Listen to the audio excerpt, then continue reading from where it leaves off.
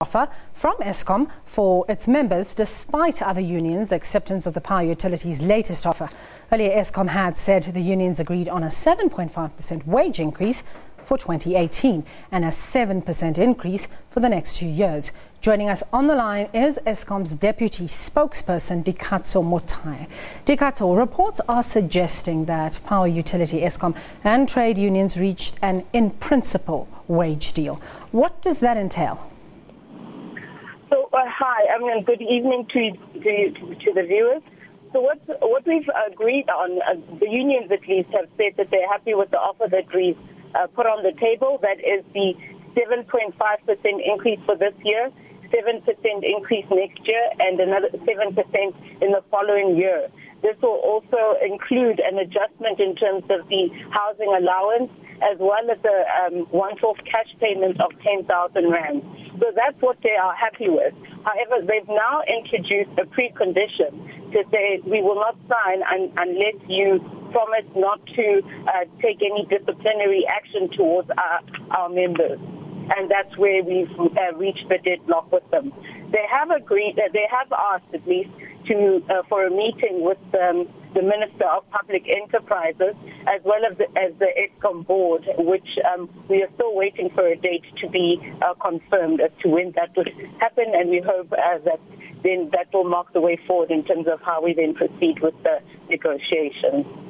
Now, you have mentioned that some unions say that they do not want to sign the agreement, saying that it will allow Eskom to discipline workers who went on strike. How much validity is there in that statement? Well, what as you're well aware, there was an industrial strike last week. Eskom is actually an essential services company, so workers are not allowed to go on strike. So last week was an illegal industrial action. Eskom as well, management also went a step further to actually get a court interdict prohibiting workers from going on strike.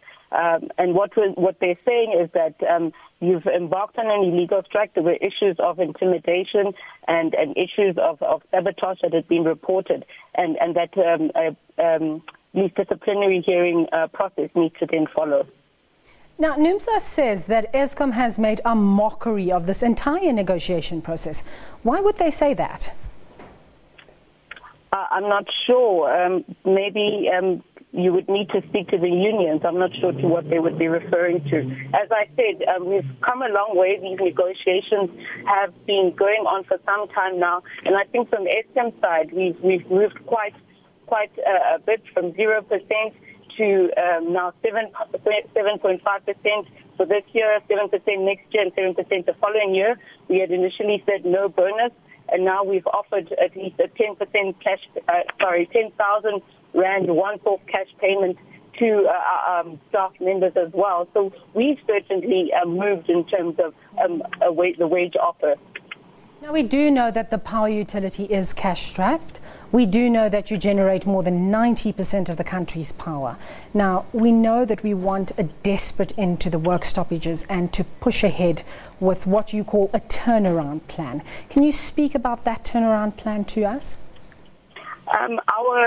We've recently announced at least the annual results, and management and our chief executive has also confirmed that a strategy would be announced in September, and that would then mark the way forward in terms of what happens with Eskom looking into the next number of years.